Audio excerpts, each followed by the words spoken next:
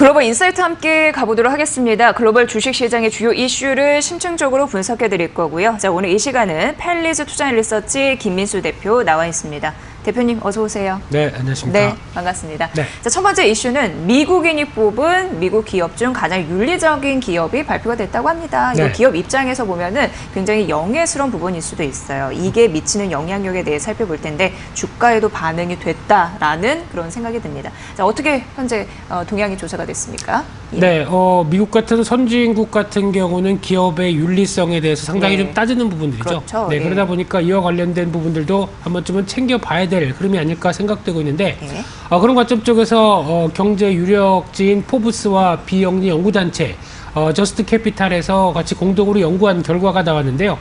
특히 항목별로 보게 되면은 근로자 급여와 다양성 존중, 게다가 포용성 고객 주주에 대한 대우 이런 29개 같은 항목이 있다 보니까 상대적으로 어떤 기업이 얼만큼 어떤 사회적인 활동과 함께 어느 정도 좀 투명성을 보여줄 수 있느냐 이런 부분들이 같이 설문에 담겼다고 보여지고 있고요.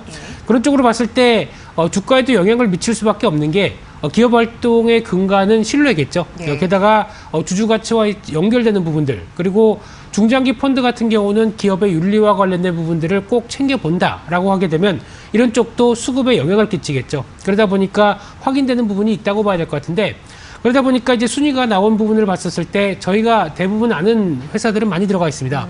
가장 첫 번째로는 마이크로소프트가 1위를 2년째 차지를 하고 있고요. 네. 게다가 뭐 엔비디아, 애플, 인텔, 그리고 알파벳, 구글이죠. 이런 순서대로 어떤 쭉 나열되어 있는 모습들인데, 특히 IT 기업이 한 10위권에 상당히 많습니다. 그만큼 약간 근로자 처우를 좀 반영한 게 아닐까라는 쪽으로도 생각이 좀 들고 있고요. 그런 차원으로 봤었을 때 그래도 IT 기업 쪽에서 SNS의 대표 기업들은 좀 떨어진다라는 예. 쪽으로 볼 수 있는데, 예. 대표적으로 페이스북이나 트위터 같은 경우는 좀 어떤 순위권에 못 들면서 부진한 현상이 나오고 좋네요. 있죠. 예. 네. 그런 쪽으로 봤었을 때 그러면 좀 부진했던 페이스북과 1위를 차지하고 있는 마이크로소프트 주가의 동향을 한번 같이 살펴보게 되면요.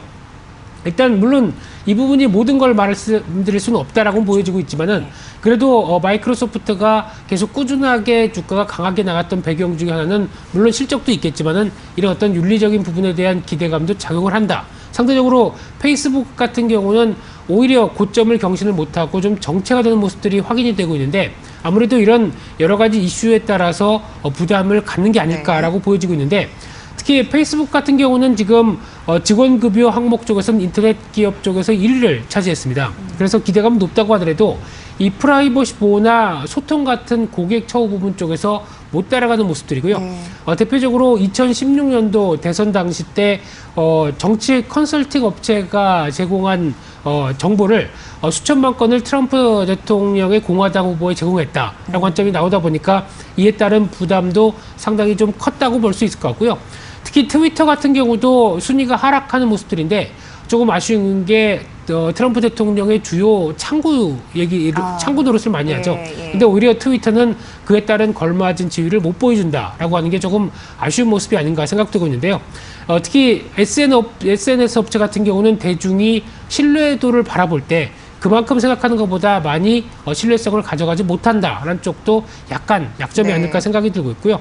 그 밖에 이제 고임금 업종 관련된 금융권 쪽에서는 3개가 100위권에 진입을 했는데, 뭐 JP 모건 체이스라든가 BOA, 뱅크 오브 아메리카 이런 쪽으로는 들어가고 있는데, 일단 이 윤리와 관련된 부분들 전반적으로는 아무래도 기업의 숙제가 아닐까, 그렇죠. 그런 관점 쪽에서 계속 확인할 필요가 있다, 이렇게 봐야 될 것 같습니다. 근로자 입장에서는 내가 그 기업에서 일하는데 나를 어떻게 처우해 주는지 그게 윤리 덕목의 가장 1위 요소였다고 합니다. 살펴보셔야 될 것 같고, 그리고 이제 믿음과 신뢰가 있어야지 관심도 갖고 투자도 하는 거 아니겠습니까? 그렇죠. 그런 부분에서 주가의 영향력도 상당 부분 좀 끼쳤다라는 부분 여러분들 잘 이 조사 결과 안에서 살펴보시면 될 것 같습니다. 자, 두 번째 가보도록 하겠습니다.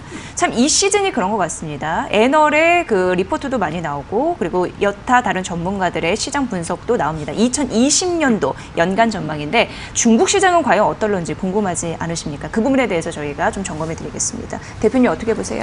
네, 한 증권사가 주최했던 현지 전문가들을 네, 모아놓고 네, 예. 거기서 중국 증시에 대한 전망들에 대한 세미나를 했었는데, 그래요, 예. 그에 따른 요약들을 잠깐 말씀을 좀 드린다고 한다면요. 예. 근데 물론 현지 전문가들이다 보니까 현지 시장에 대해서 조금 더 긍정적으로 얘기하는 측면들이 많습니다. 네. 국내 시장도 국내 애널리스트들은 주가를 분석할 때 약간 좀 더 우위를 좀 보여주는 측면들이 있다는 걸 좀 염두를 하셨으면 좋겠고요. 감안해서 듣겠습니다. 네. 예. 일단 거시경제 관련된 부분들 쪽으로 봤을 때 중국이나 글로벌 경제 내년에도 뭐 드라마틱하게 어떤 펀드멘털이 개선되기는 어려울 것이다 라는 쪽은 공감을 하고 있는데, 하지만 글로벌 각국의 재정이나 통화 정책이 적극적으로 나올 것이다 라고 예상하고 있고요. 상대적으로 중국의 전문가들은 미국 경기 둔화에 대한 우려가 좀 더 높다. 조금 이 부분은 약간 좀 견제가 들어가는 부분이겠죠. 네. 그런 관점 쪽에서 GDP 증가율이나 제조업 지표가 내년에는 미국이 좀 부진할 것이다 이렇게 바라보고 있는데, 중국 경제 성장률에 대해서는 6.1%를 달성할 가능성이 높다라고 바라보고 있는데요. 예. 자, 화면을 보시게 되면 연간 GDP 연간 성장률이 나오고 있는 상황들인데 계속 하향되기 시작하면서 이제 지난 3분기 때 6%대를 보여줬었죠. 그런데 시장의 분위기는 내년에 한 5.8%에서 5.7% 성장일 것이다라고 보는데 또 전문가들과의 차이가 좀 그렇네요. 있다라는 쪽으로 네. 보셨으면 좋겠고요.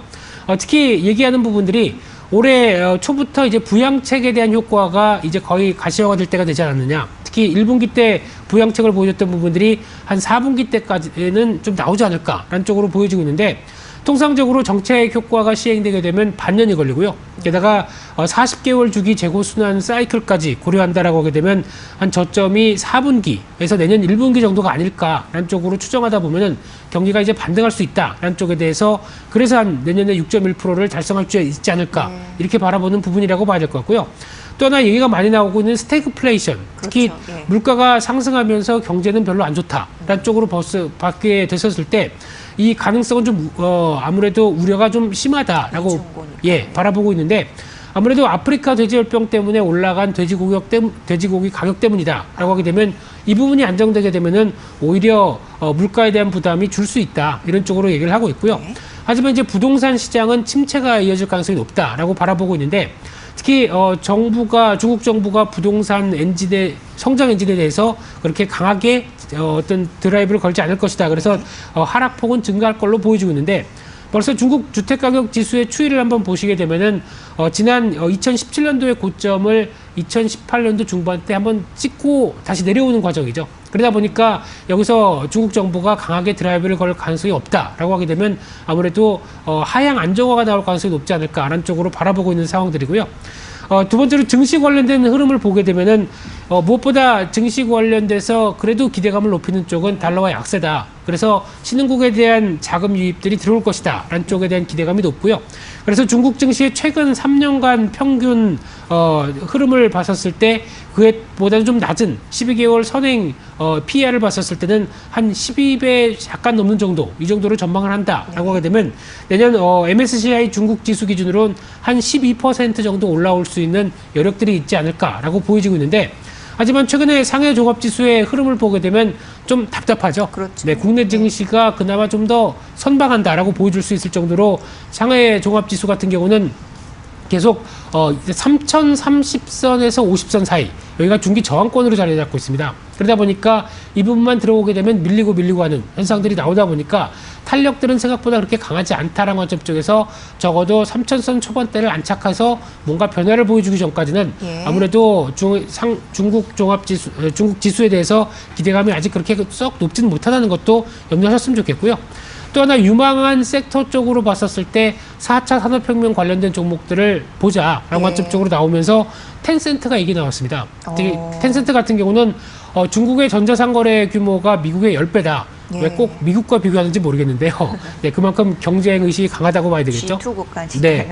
거기다가 또 모바일 사용자 수는 3배다. 이런 쪽으로 보여지고 있는데 또 시장 초기 단계에 전자상거래를 보이고 있다라는 관점 쪽에서 우리나라 돈으로 한 66조다라는 쪽으로 보게 되면 그에 따른 기대감이 높다라고 봐야 될 것 같고요. 그런 쪽으로 봤을 때 텐센트의 주봉의 추이를 한번 같이 보시게 되면은 일단 마찬가지로 중국 상해 종합지수와 비슷하게 어떤 강한 모멘텀이 최근엔 나오지 않고 있습니다. 네. 물론 광군제에 따른 모멘텀들이 같이 반영되면서 움직였던 측면들이 잠깐 이어지긴 했었는데 아직 시장 자체가 탄력적이지 못하다 보니까 약간 좀 멈칫하고 있는 상황들인데, 아마 지금 분위기면은 추가적으로 조정이 한 번 더 나온 뒤에 거기에 발판을 삼아서 움직이지 않을까라는 관점 쪽으로 보게 되면 아직은 조금 더 시간이 필요하지 않을까, 그래요. 그렇게 바라보고 있는 상황입니다. 네. 4차 산업혁명의 이 관심주 이런 부분은 내년도 이어질 것으로 예상되고 상해 종합지수 같은 경우에는 3천선 초반 안착 여부 중요함과 동시에 전문가들 중국 내년 경제 성장률 6.1% 정도 바라보고 있다. 이게 또 주요 포인트가 아닐까 싶습니다. 잘 여러분도 참고해 보시길 바랄게요. 자, 글로벌 인사이트 전해드렸습니다. 펠리즈 투자인 리서치 김민수 대표와 함께했습니다. 잘 들었습니다. 고맙습니다.